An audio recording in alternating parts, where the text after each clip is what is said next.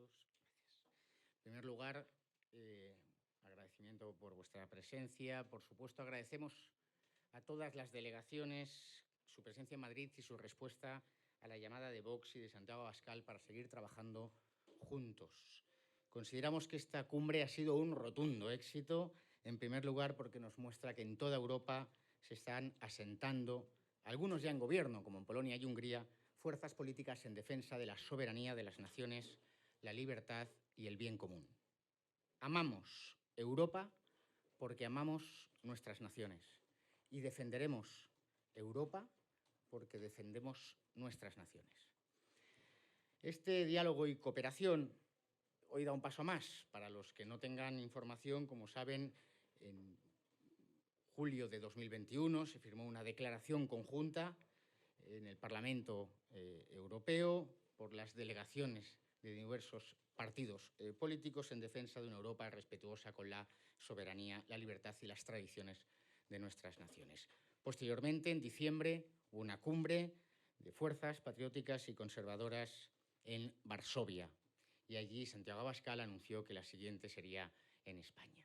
Tenemos el orgullo de haber contado con más delegaciones, con más partidos y con la presencia importante de las delegaciones de Fratelli d'Italia y de la Lega Italianos. Hoy hemos hablado mucho sobre el diagnóstico común de nuestros partidos de las amenazas de Europa, las amenazas contra Europa, las amenazas interiores y las amenazas exteriores. Por un lado, la burocracia de la Unión Europea. Coincidimos todos los partidos presentes en nuestro orgullo nacional, pero también en nuestro amor a Europa. Y por eso nos preocupa ver cómo la Unión Europea, que se forjó como un espacio de libertad y de cooperación, se ha convertido en una maquinaria de burocracia autónoma a las naciones que promueve agendas ideológicas propias. Rechazamos abiertamente los ataques contra Polonia y Hungría, motivados por razones exclusivamente ideológicas desde Bruselas, y nos comprometemos con la recuperación del respeto mutuo entre Estados y la primacía de las constituciones nacionales. También exigimos a la Unión Europea que proteja a las naciones que, como Polonia, están siendo atacadas por otros países a través de la inmigración ilegal en una manifestación evidente de guerra híbrida, ante la absoluta inacción de Bruselas. Otro tema sobre el que hemos hablado ampliamente es inmigración y natalidad. Coincidimos en la necesidad de promover una cultura de la vida frente a la cultura de la muerte y la fortaleza de nuestras familias frente a la fallida política migratoria de Bruselas. Una política migratoria de Bruselas que pretende solucionar las cuestiones económicas y sociales de Europa con inmigración ilegal, masiva y descontrolada. El tercer punto de gran debate y participación de todas las delegaciones ha sido todo lo relativo a la política energética y a las cuestiones ambientales. Nos rebelamos contra el proceso de desindustrialización que sufre Europa, por culpa de instituciones que no han sabido o no han querido proteger nuestras economías y nuestras naciones. Al contrario, han impuesto una normativa ecologista radical que ahoga absolutamente la capacidad de los productores europeos, que oprime a nuestro campo y expulsa a nuestra industria de la competencia. Defendemos el principio de preferencia comunitaria y el avance hacia la autosuficiencia energética de las naciones de Europa. No podemos seguir quedando sometidos a esos prejuicios ideológicos que destrozan nuestra industria para luego permitir la entrada masiva de producción extracomunitaria que no cumple las exigencias que se imponen a nuestros pequeños y medianos empresarios. Ante esta situación, y ya respecto del futuro, No dejaremos de exigir una Unión Europea volcada en los valores comunes europeos, en las personas, en las familias, en la protección de las fronteras y en la libertad de disponer de energía, industria y un sector primario fuerte, todos ellos amenazados por las burocracias de Bruselas. Desde la Cumbre de Madrid, todos los partidos presentes queremos trasladar un mensaje de esperanza a todas las clases populares, a las clases medias de Europa, que ven un futuro oscuro actualmente por esas imposiciones ideológicas, los ataques a nuestra economía, a nuestra industria y nuestro campo, y la ofensiva ideológica contra las tradiciones de las naciones de Europa.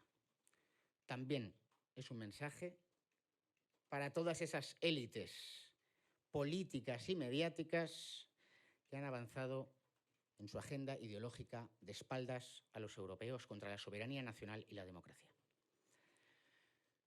Sabemos, estamos convencidos que las élites manipularán y mentirán sobre nosotros y sobre lo que ha sucedido este fin de semana. Pero también estamos convencidos de que los europeos ya no les creen. Su tiempo se ha agotado. Es el tiempo de las naciones, es el tiempo de quienes defendemos a nuestras clases medias y a nuestras clases populares. Y por último,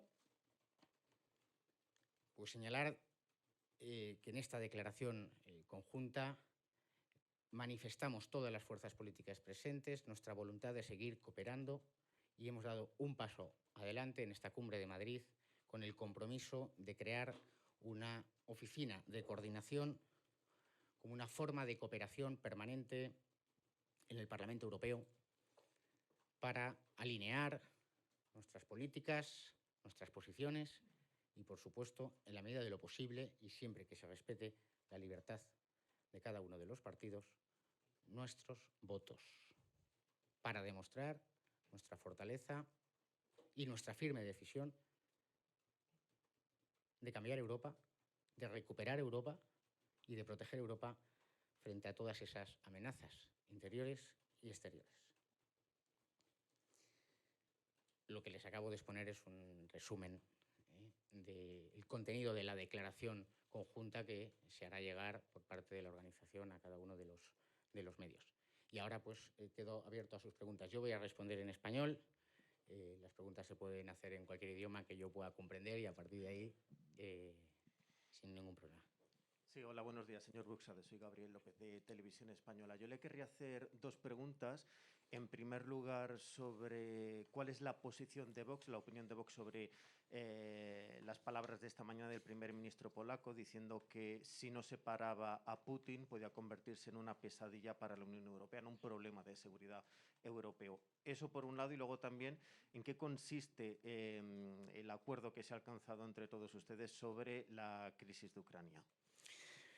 Bueno, pues coincido con el presidente Morawiecki en la preocupación por la política exterior de Rusia y sobre todo coincidimos en la falta absoluta de una posición común en la Unión Europea, la ineficacia de la llamada diplomacia de la Unión Europea, que ha demostrado que se trata de una superestructura que no tiene ni posición común ni es capaz de generar una posición común. En nuestra declaración conjunta, como verán, hay una expresa manifestación de solidaridad con todos los Estados miembros frente a cualquier agresión externa.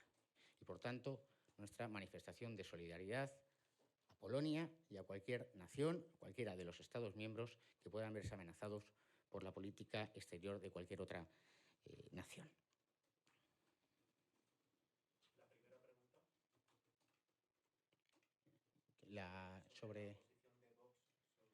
Yo creo que no es...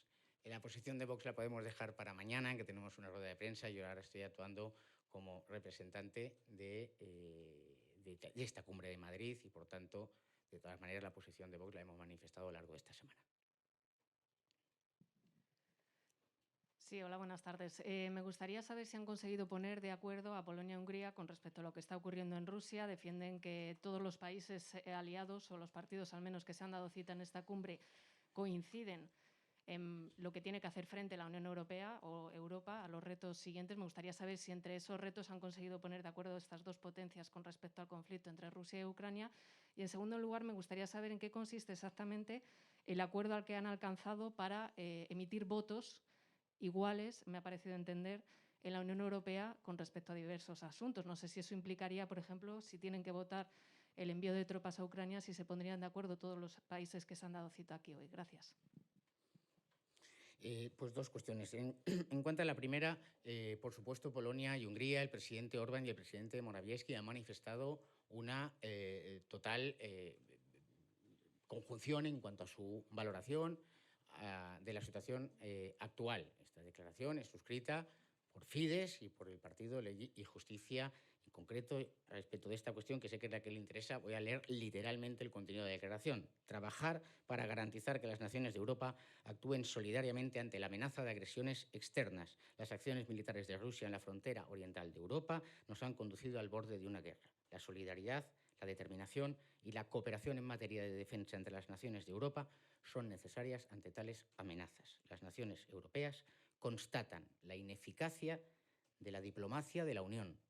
Cada nación debería tener una voz fuerte y solidaria para preservar la paz, la integridad territorial y la inviolabilidad de las fronteras de las naciones europeas. Es una declaración en la que Polonia y Hungría, por supuesto, la suscriben en las personas de sus presidentes. Dicho esto, respecto de la segunda cuestión, gracias a Dios, el envío de tropas corresponde a una competencia soberana de los Estados. Por tanto, gracias a Dios, esto no se vota en el Parlamento Europeo y cada nación tomará sus medidas a través de los mecanismos legales, como por ejemplo en España nosotros hemos exigido el cumplimiento de la Ley Orgánica de Defensa Nacional. Pues en cada nación se seguirá el procedimiento que se tenga que seguir. Vamos a votar en conjunto. Vamos a ver, el mecanismo que hemos planteado es, como saben ustedes, en esta cumbre de Madrid hay partidos que forman parte del grupo de conservadores y reformistas europeos, como Vox o Partido de Ley y Justicia. Hay partidos que forman parte del grupo parlamentario Identidad y Democracia, como la delegación de Estonia o la delegación de la Lega. Y hay partidos que no forman parte de ningún grupo parlamentario, por ejemplo, Fidesz. Y por tanto, lo que hemos convenido es que cuando lleguen las grandes votaciones, las semanas de Estrasburgo, tendremos las correspondientes reuniones y comunicaciones informales, porque no existe esta figura en el reglamento del Parlamento Europeo, pero sí para comentar los diversos proyectos legislativos, plantear las posiciones comunes y eso refrendarlo a la hora de votar. Habrá que verlo. En todas estas cuestiones en las que hemos hablado, la política energética, los proyectos de profundizar en la deslocalización de empresas y desindustrializar, la defensa del sector agrario, las políticas de natalidad, todas estas cuestiones. Javier Negre de DATV. No sé si han analizado también la Cumbre de Madrid, el papel de algunos medios de comunicación, no solo a nivel nacional, sino también a nivel europeo, a la hora de estigmatizar a formaciones como Vox y otros partidos que son aliados y que han participado en esta Cumbre de Madrid. Pues considero relevante que haya medios nacionales que no consideren relevante un hecho noticioso el hecho de que hayan venido dos primeros ministros, ¿no?, de países europeos, de países importantes, o que se hayan referido a estos dos primeros ministros como líderes de la extrema derecha. Muchísimas gracias. Bueno, te soy sincero, no ha habido un expreso debate sobre los medios de comunicación, pero también sin necesidad de ese debate, las fuerzas políticas presentes coincidimos en que nuestra posición política y nuestra posición ideológica es permanentemente manipulada y tergiversada. Y le está sucediendo con Polonia y Hungría. Esta misma semana hemos tenido esa cuestión que es muchísimo más que una anécdota de las declaraciones de un eurodiputado español diciendo que acude a una misión del Parlamento Europeo a Polonia para intentar desestabilizar el gobierno de Polonia. Esta es la situación, a eso se le da mucho bombo en los medios de comunicación y, sin embargo, otras cuestiones como la presencia de delegaciones políticas de muchísimos Estados miembros de la Unión, la importancia de esta cumbre, pues intenta, pues efectivamente, ningunear en los medios. Con esto ya sabemos con lo que jugamos. Nosotros no hemos pedido nunca permiso a ningún medio de comunicación ni a ninguna gran empresa de con quién nos podemos reunir o con quién no nos tenemos que reunir. Y eso va a seguir manteniéndose así. Hola, soy James Badcock de The Telegraph. Más allá de lo que ya nos ha dicho sobre la reacción a la amenaza de Rusia, ¿ha habido un acuerdo, o sea, bien dentro de la declaración, o un acuerdo entre las partes en caso de que Rusia viole la soberanía de Ucrania, haya una respuesta fuerte y unida desde Europa? Por supuesto, nosotros hemos puesto de manifiesto la preocupación ante la situación que se plantea. De todas maneras, nosotros somos partidos, salvo Hungría y Polonia, la mayor parte de los partidos presentes, la práctica totalidad, somos partidos que estamos en la oposición en nuestros gobiernos. Por lo tanto, no tenemos ninguna capacidad de decidir sobre la respuesta o la acción militar de Estonia o incluso de España. Lo que sí es un claro compromiso de defensa de las naciones europeas frente a cualquier injerencia o agresión externa. Eso es evidente, más allá de otras cuestiones de política húngara o de política polaca, por supuesto, no se han debatido en el día de hoy, no tenía ningún sentido. Yo, aquí. Quería preguntarle dos cuestiones. Una, si se ha debatido, se ha hablado, si Ucrania podría entrar en la OTAN o se apoya en su candidatura, si es un tema que se ha tratado. Y luego acerca de, habla de la diplomacia de la Unión Europea con respecto a Rusia. No sé si las graves sanciones económicas para disuadir a Moscú servirían y si puede afectar a los restos de Estados miembros. Gracias.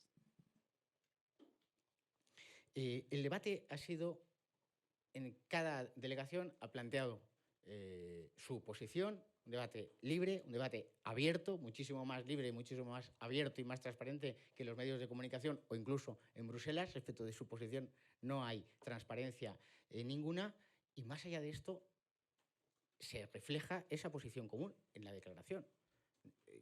Hemos hablado de muchísimos temas. Yo sé que a la prensa lo que le interesa es esta cuestión de Ucrania, en que la posición ya la he manifestado, pero se ha hablado muchísimo más tiempo de esas políticas verdes, de cómo está arruinando la industria de todas las naciones.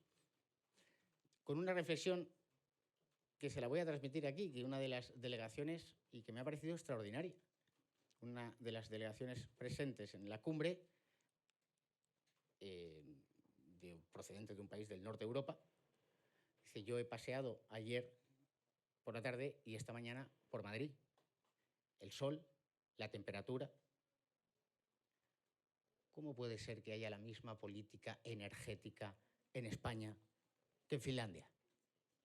Esa es lo que nosotros queremos poner de manifiesto, que es que el mantener políticas energéticas impuestas por prejuicios ideológicos están arruinando las industrias de España y las industrias del resto de naciones europeas. Se está optando por la defensa del producto exterior frente al producto agrario, ganadero, de producción europea. Y esa es otra de las cuestiones que hemos planteado, y son muchísimos temas. Respecto a Ucrania, la posición, repito, clarísima, y cada delegación pues, ha manifestado, y eso es lo que se ha refrendado, esa posición común es lo que consta en la declaración conjunta.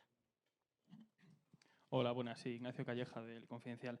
Habida cuenta de que Orbán va a visitar a Putin en los próximos días, no sé si de parte de todas las delegaciones, de la misma forma que han suscrito ese acuerdo, se ha acordado trasladarle algún mensaje a Putin de cara a poder rebajar la tensión o que exista otro tipo de actuación. Gracias.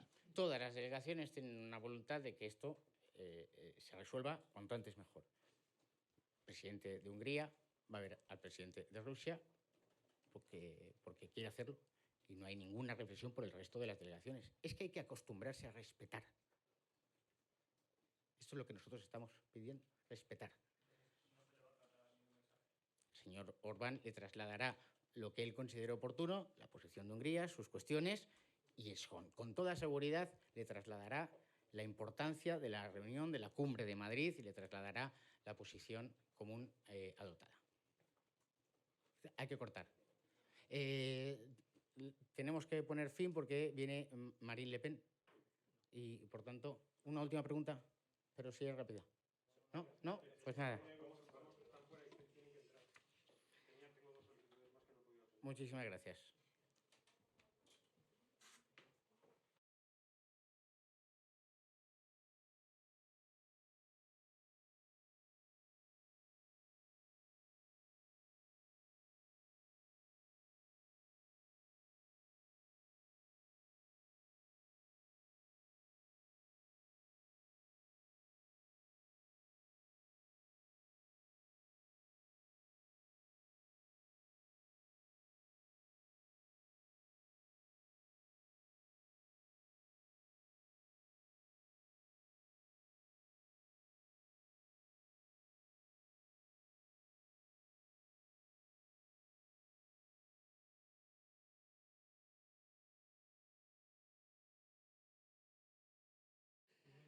Bien, mesdames et messieurs, je n'ai hélas que quelques minutes à vous accorder parce que je vais être obligée de partir pour prendre mon avion. Je vais donc essayer de résumer au maximum mon propos pour vous laisser la possibilité de poser des questions. Je vous exprime d'abord le plaisir que j'ai eu à venir ici, l'importance que j'accorde à ces réunions, à ces sommets qui nous permettent de travailler, de réfléchir à l'Europe que nous voulons et à travailler, à mettre ensemble des forces politiques qui ne sont pas, bien entendu, obligatoirement aujourd'hui dans les mêmes groupes, mais dans le but de constituer une très grande force politique au sein du Parlement européen pour pousser des dossiers qui sont des dossiers auxquels nous attachons une importance toute particulière et sur lesquels, je pense, nous l'avons encore démontré ce matin, nous avons une vision extrêmement proche. Le sujet, évidemment, du déficit d'industrialisation en Europe, le sujet de notre dépendance aux importations dans des filières qui sont des filières essentielles pour nos pays, le sujet, bien sûr, de l'immigration dont nous serons amenés à reparler puisque Emmanuel Macron va annoncer le 2 février l'avancée du dossier du pacte des migrations qui, contrairement à ce qu'il essaye de faire croire, n'est pas une maîtrise supplémentaire de l'immigration dans l'Union européenne, mais au contraire une aggravation de la pression migratoire dans les différents pays de l'Union européenne et presque le transfert de la souveraineté des nations sur les politiques d'immigration vers une forme de compétence exclusive de la Commission. Au regard de cela, on comprend mieux d'ailleurs le choix qui a été fait par Emmanuel Macron de remplacer le drapeau français sous l'Arc de Triomphe par le drapeau de l'Union européenne. Il s'agissait là non pas d'une erreur, non pas d'une maladresse, je le dis, mais d'un symbole, le symbole du remplacement de la souveraineté nationale française par la souveraineté européenne auquel il tient tant. D'autres sujets vont nous occuper dans les semaines qui viennent, et notamment le sujet de l'indépendance des nations, de la souveraineté des nations, puisque, vous le savez, la Cour de justice va être amenée à se prononcer concernant la Hongrie, et je m'attends bien entendu dans ce domaine au pire. Donc toute la question de quelle est la valeur, la nature, le pouvoir des constitutions nationales sur les textes européens va se poser à nouveau. En ce qui me concerne, vous le savez, ma pensée est très claire sur ce sujet, puisque j'ai intégré dans mon référendum sur l'immigration une disposition pour faire admettre que la Constitution française est supérieure en valeur à tout autre texte de quelque nature que ce soit, y compris européen, y compris international. Mais ce sera intéressant de voir comment se positionnent un certain nombre de candidats à la présidentielle sur ces sujets-là. Donc, industrialisation, concurrence déloyale de la part de pays extra-européens, le problème des normes, le problème des hyper-normes qui sont imposées notamment par les Verts et qui sont un frein qui devient considérable à l'industrie, aux entreprises et donc par définition au pouvoir d'achat des ménages. Le problème de l'énergie que nous avons également évoqué ce matin. Vous voyez que nous avons ouvert beaucoup de dossiers et que tous ces dossiers nous permettent d'appréhender les positions communes que nous pouvons avoir. Nous avons donc rédigé et entériner un texte commun, un texte sur lequel j'ai sollicité que la délégation française suspende pour elle-même, hein, pour la délégation française, suspende un paragraphe qui était un sujet qui touchait à l'Ukraine. Emmanuel Macron est un adversaire politique. Il n'est pas encore candidat, mais il ne va pas tarder à l'être. Mais avant d'être un adversaire politique à l'international, il est le président de la République française. Il est actuellement en négociation, vous le savez, avec les États-Unis et la Russie pour tenter de trouver les voies d'une désescalade en Ukraine. Je ne souhaitais en aucune façon que les choix qui sont faits aujourd'hui puissent avoir une influence, y compris une influence néfaste, sur la liberté qu'a le président de la République française aujourd'hui de mener les négociations pour essayer de trouver les voies de la paix sur ce dossier. Et c'est la raison pour laquelle chacun a compris que je ne souhaitais pas m'associer au paragraphe qui avait été rédigé et qui a été entériné par un certain nombre d'autres délégations.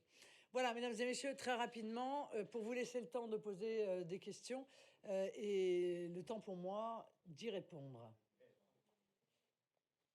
Bonjour Marine Le Pen, Loïc Besson, BFM TV. 2 questions en une. D'abord, la position sur le dossier ukrainien. On sait que peut-être vous n'êtes pas tous sur le même avis au sein de vos alliés. Et puis on a appris hier que vous aviez enfin obtenu un prêt bancaire pour votre campagne présidentielle. C'est essentiel. Est-ce que vous pourriez nous dire de quel pays? Est-ce que les relations que vous entretenez avec des homologues européens vous ont permis d'avancer?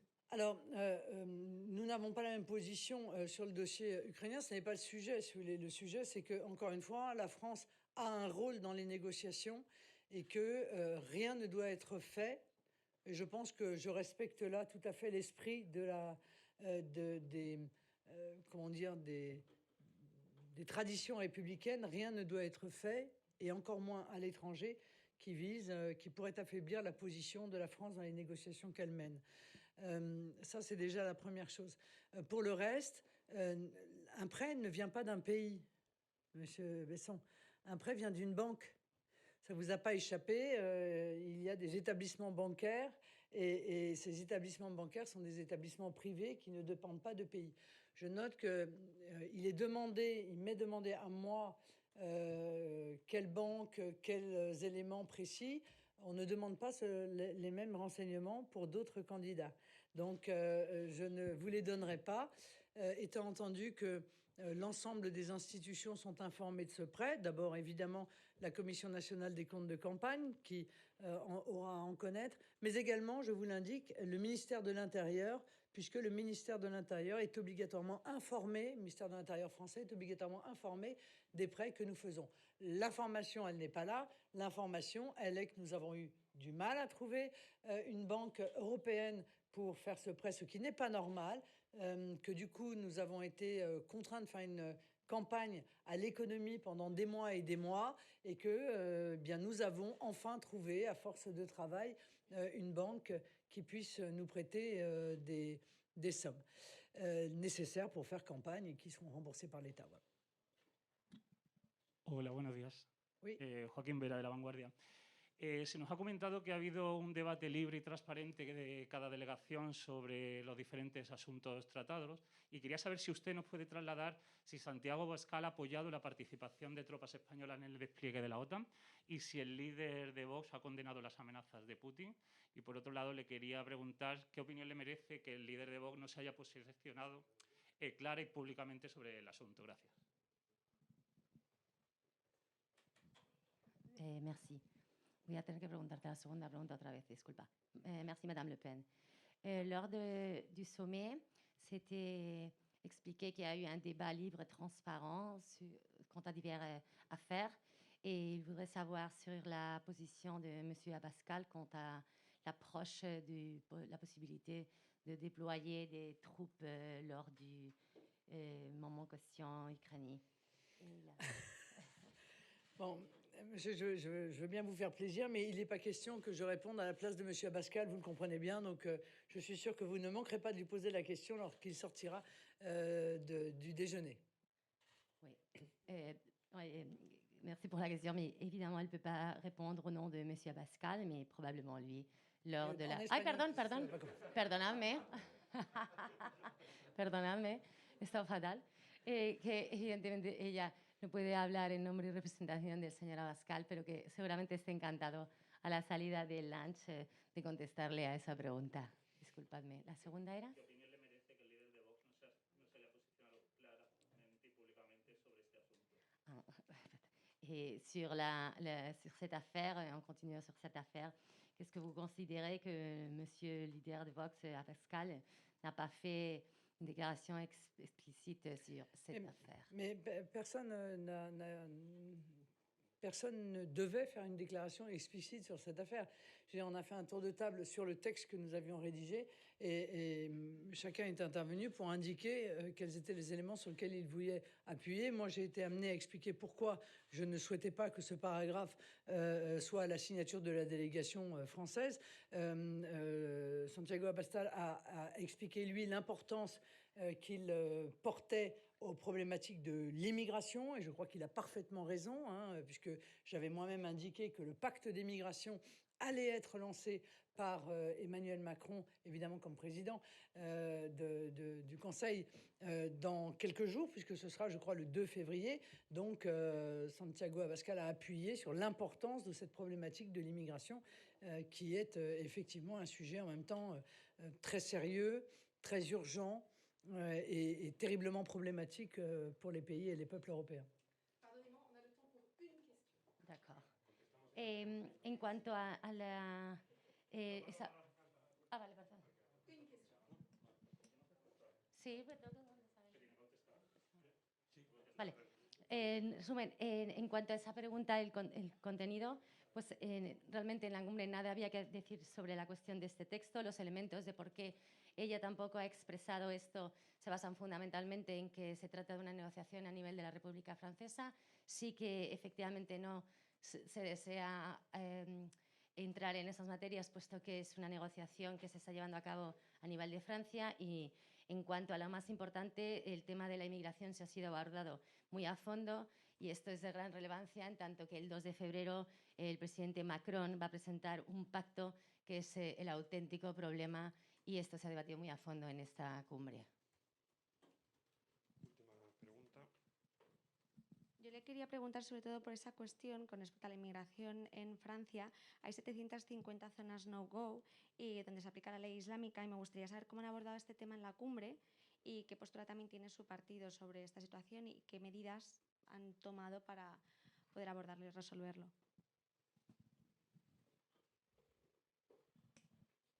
Ok. En suivant avec la question de l'immigration, étant donné qu'il y a 750 zones non-go en France, comment a été cette question abordée lors du sommet, si ça a été abordé? Quelle est la position de votre parti, Madame Le Pen, et aussi quelles mesures s'y ont été adoptées lors du sommet? Vous trouverez tout ça dans le texte, en fait. Vous trouverez tout ça dans le texte. En l'occurrence qui a été signé. J'ai retrouvé dans ce texte, et donc dans une volonté commune exprimée par les différents mouvements politiques qui participaient à ce sommet, ce que j'avais moi-même expliqué dans le cadre de ma campagne et que j'ai intégré dans mon référendum sur l'immigration, à savoir l'obligation du dépôt notamment des demandes de droit d'asile à l'extérieur du territoire de l'Union européenne, pour éviter ce à quoi nous sommes confrontés en permanence, à savoir que les gens se voient refuser le droit d'asile, mais en réalité restent en qualité de clandestins sur le territoire de l'Union européenne. Donc ça a été intégré dans le texte. Pour ma part, j'ai rédigé un référendum dans le cadre de ma campagne qui est extrêmement complet, extrêmement précis, puisque c'est un projet de loi qui sera soumis en fait à la volonté des Français par référendum, dans lequel on trouve la suppression du droit du sol, la suppression de l'acquisition automatique de la nationalité, y compris par mariage d'ailleurs, l'expulsion des délinquants étrangers à l'issue de leur peine, même si dans le texte que nous avons signé, nous souhaitons que, dans la mesure du possible, et c'est encore quelque chose que j'ai défendu en France, dans la mesure du possible, les peines de prison qui sont prononcées contre les étrangers puissent être exécutées dans leur pays d'origine. Pour cela, il faut passer des accords bilatéraux. Je pense que la solution est une bonne solution. Et donc, nous étions tous autour de la table d'accord pour cette solution qui, encore une fois, existe dans les sujets. Donc, voilà, le problème de l'immigration est un problème majeur. Il y a toute une série de mesures à prendre pour pouvoir y faire face et régler ce problème majeur. Aujourd'hui, un certain nombre de textes européens nous empêchent de le faire. Et c'est pour ça que dans le cadre de mon référendum, je constitutionnalise le droit des étrangers, ce qui permet, encore une fois, à des textes internationaux qui iraient à l'encontre de la liberté des Français de pouvoir décider qui entre chez eux et qui se maintiennent sur le territoire, de devenir inapplicables en droit français. En cuanto al... Perdón. Traduce después. Vamos a traducirla después. Es que porque tiene prisa. Se me olvida. Es un segundo. Bueno, pues un segundo. En cuanto a la primera pregunta, en el texto firmado, lo que se ha acordado en materia de inmigración se encuentra en la declaración. Si bien es cierto, la señora Le Pen en su campaña tiene incluido un referéndum muy completo para el derecho de asilo de fuera de las fronteras, explique en ese referéndum que ella en su campaña sí incluye, pero que en la declaración común evidentemente no está. También pide la supresión de adquisición automática de la nacionalidad, la expulsión de los delincuentes o también, por ejemplo, que las penas de los delincuentes de esos países sean en el país de origen por vía de acuerdos bilaterales. Eso lo tiene ya incluido en su campaña. Muchas gracias. Perdón. Gracias. Marine Le Pen, oui, petite question sur Viktor Orban. Il ne l'a pas dit explicitement, mais en gros, il a dit que la France avait besoin d'une personnalité comme vous, qui lui ressemble. C'est un soutien implicite pour cette présidentielle. Jusqu'à présent, il n'avait pas voulu se partager entre vous et Éric Zemmour, qu'il avait également reçu. Comment vous le percevez, ces dernières déclarations? Écoutez, je m'en réjouis. Viktor Orban était Premier ministre dans son pays. Premier ministre, pas à la française, hein, et dirigeant de son pays. Et par conséquent, chaque soutien qui intervient me va évidemment droit au cœur de la part de gens qui se battent avec beaucoup de courage, je trouve, précisément pour faire respecter la volonté de leur peuple. Donc je n'ai pas entendu, puisque par définition il parlait pendant que nous étions encore dans les États, je n'ai pas entendu ce propos. Je m'en félicite et je le remercie véritablement de ce propos-là. Viktor Orban est en campagne. L'élection aura lieu une semaine avant le premier tour de l'élection française. Et si je puis me permettre, je lui exprime moi aussi mon soutien total dans les élections qui sont les siennes. Et je souhaite vivement voir Viktor Orban être réélu à la tête de son pays, de la même manière que j'adresse mes salutations à Katalin Novák, qui sera, je le souhaite et je le pense d'ici quelque temps, présidente de la Hongrie. Merci beaucoup, merci à vous.